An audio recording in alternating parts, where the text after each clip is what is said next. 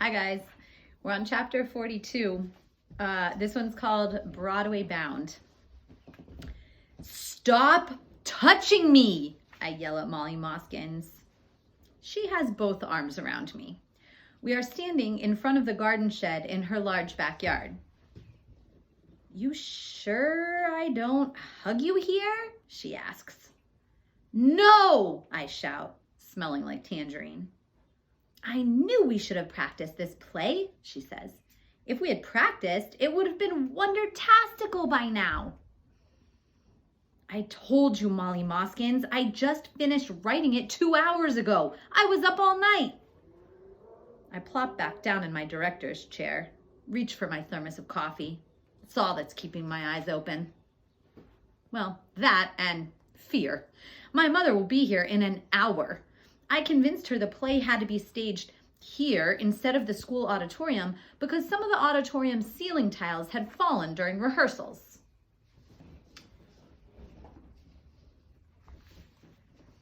She asked me why the school couldn't just hold it on one of their fields instead of in Molly's backyard. I told her the female lead was a bit of a prima donna and had demanded it be in her backyard. Little did I know it would prove true. You didn't even write a part for Senor Burrito, she says. Remember her cat? Focus on your lines, Molly Moskins. It's hard to focus when Senor Burrito is sad. I look back at Senor Burrito. I should never take my eyes off her. Can you guys see where the cat is? Oh boy. And how can you write a play called A Segue Named Greatness when you don't even have a segue? The segue is suggested, Molly, not shown. It's supposed to be in the big box.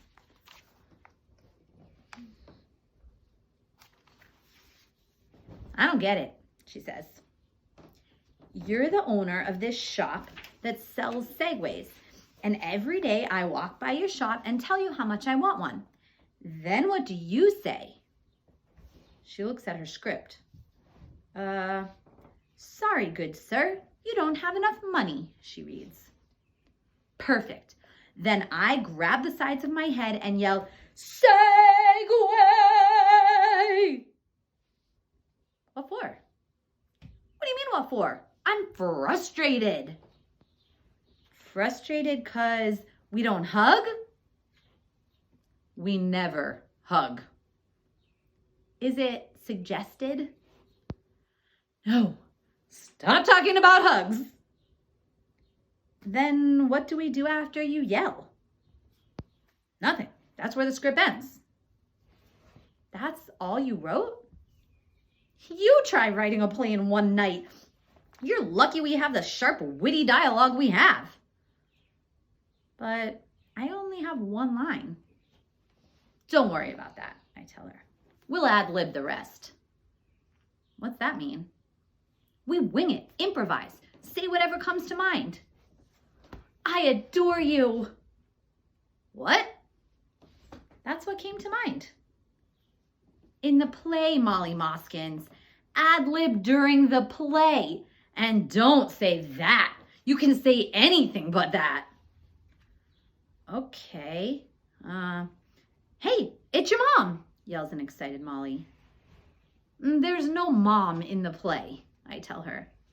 No, coming up the driveway. And that's when I see her walking up the driveway. Hello, Miss Failure, chirps Molly. You must be Molly, says my mother. Mom, I shout. What do you think you're doing here? You said 1 o'clock, she replies. I said 2 o'clock. You said 1. She takes out the tickets I had made at the copy shop.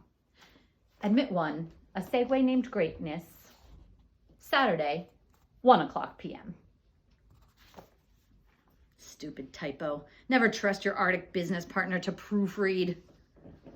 Yeah, well, plays never start on time, I tell her. That's why you don't see anyone else here yet. It's rude.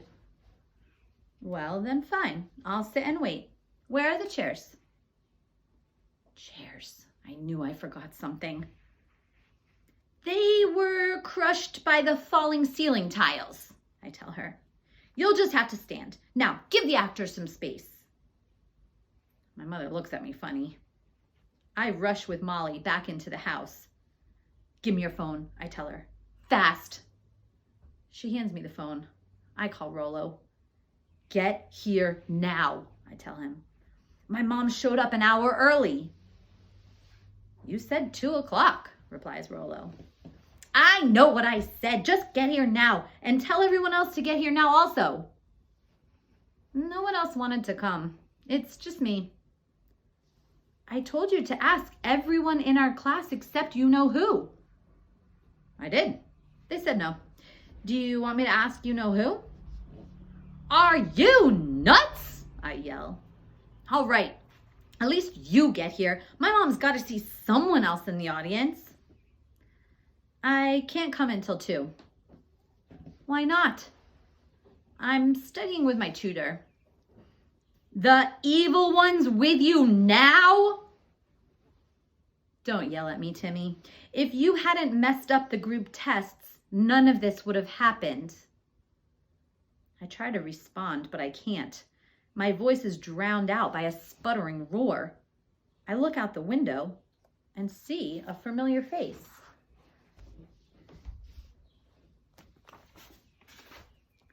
At least someone is dependable.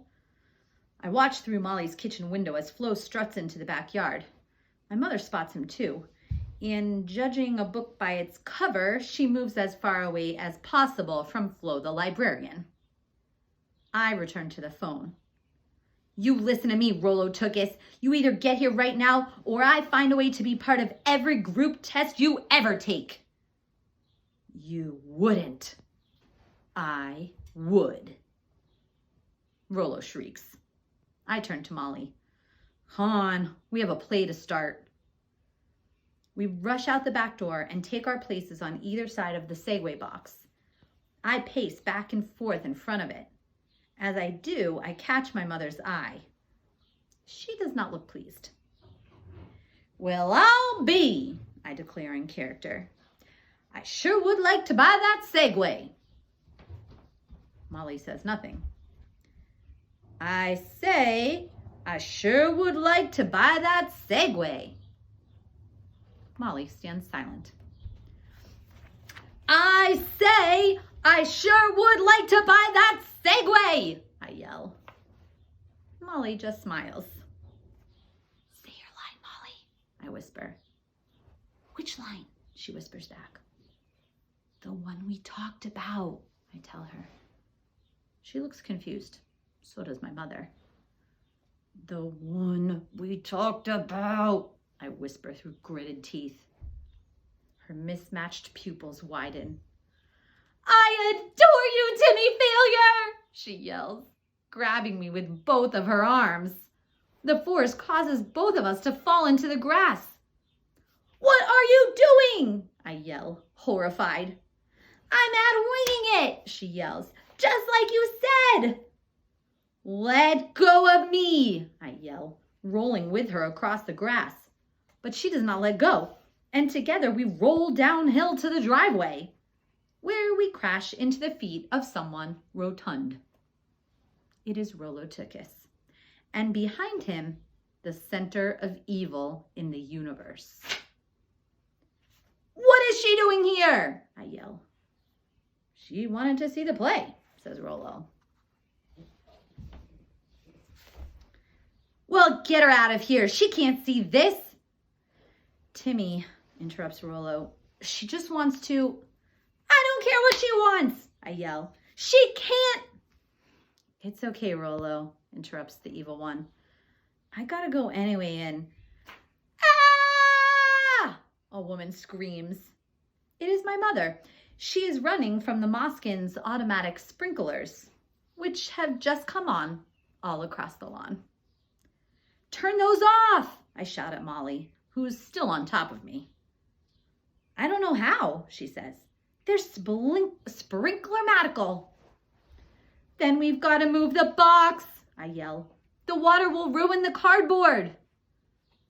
I struggle to rise. Molly hangs onto my legs. I drag both of us through the jets of water to get to the box. But before we can get there, the box does something unexpected. It moves towards us. Roar, the box growls. It is my business partner, who, unbeknownst to anyone, has been napping under the Segway box and is now going to make up for the botched bank invasion by intimidating everyone here. But he can't, because he is now just a box with feet, and as such, intimidates no one.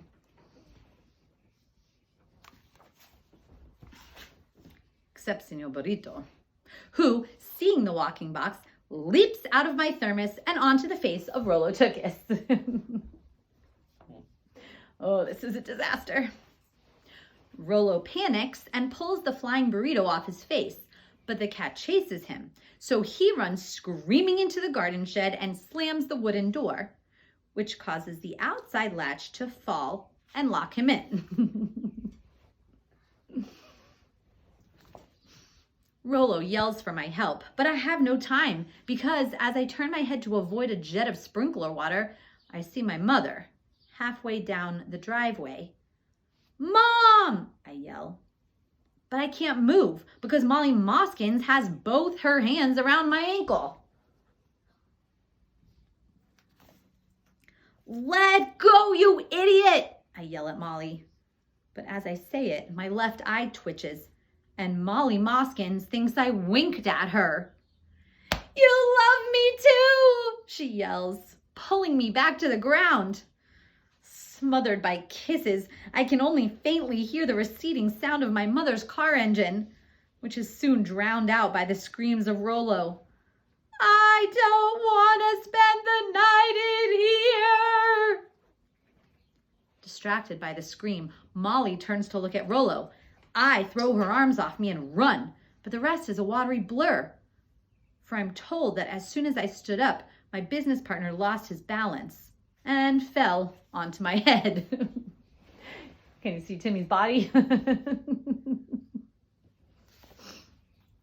I'm further told that the same person who rescued me then unlocked the door of Rollo's garden shed prison and scared the bejesus out of Rollo, who, not being a regular user of the city library, had no idea who his rescuer was.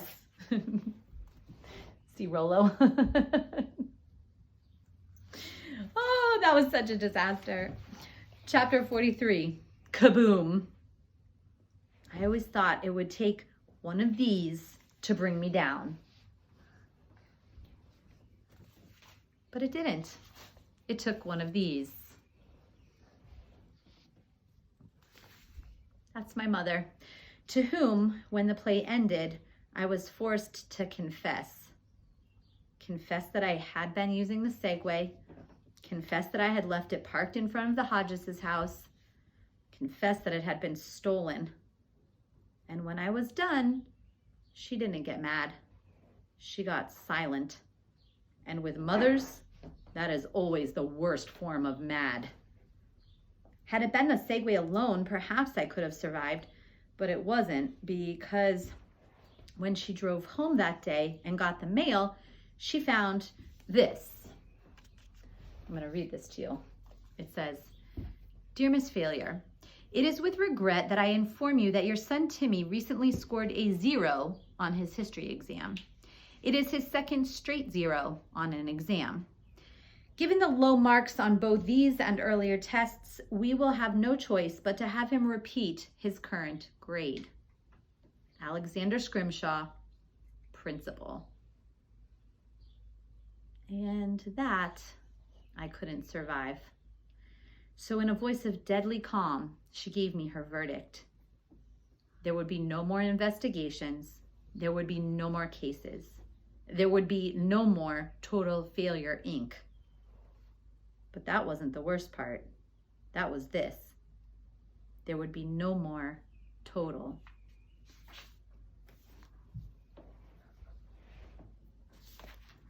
That's right. To her, my polar bear was an extension of the agency, and anything and anyone connected to the agency was no more. I could fill pages reciting the arguments I made for keeping Total, but there's no point. None of them worked, not a bit. So I called the only local place I knew that took polar bears, City Zoo. And they agreed to take him, and that left only the goodbye.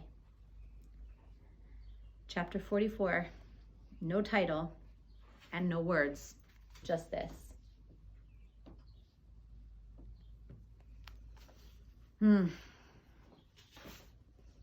Sad ending to a bad thing. We'll have to see what happens. Chapter 45, which we'll read next time, is called Key Worst. So I'm not sure it's getting better yet. I'll see you guys tomorrow.